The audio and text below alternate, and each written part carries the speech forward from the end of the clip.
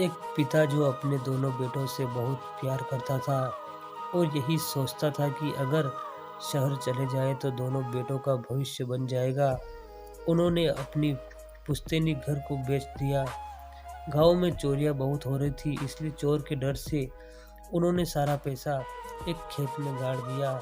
घर पहुंचकर घर बेचने की बात दोनों बेटों को बताई और यह भी बताया कि घर का नया मालिक एक दो दिन में यहाँ रहने आ जाएगा, इसलिए तैयारी करो शहर चलने की।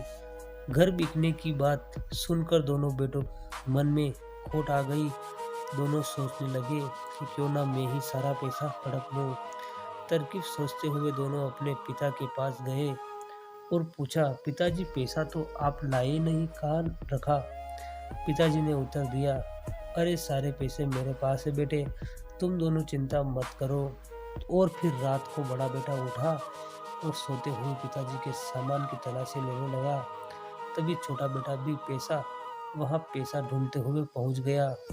एक दूसरे को देखकर दोनों बहुत ज्यादा घबरा गए और फुसफुसाते हुए बातें करते हुए दोनों ने तय किया कि इस बूढ़े पिता को साथ ले जाकर क्या करेंगे, क्यों ना हम दोनों मिलकर पैसा ढूंढे।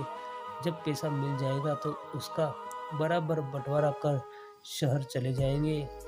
उन दोनों को पता ही नहीं कि पिता की आंख कब खुल गई और वो उनकी सारी बातें सुन रहे थे।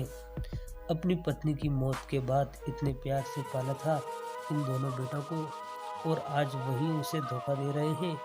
अगले दिन उन्होंने सारा पैसा जमीन से निकाला और एक वृद्ध आश्रम में दान कर दिया।